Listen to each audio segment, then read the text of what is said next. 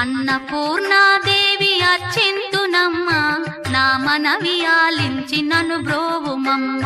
విశ్వైకనాథుడే విచ్చేయునంట, నీ ఇంటి ముంగిట నిలుచుండునంట.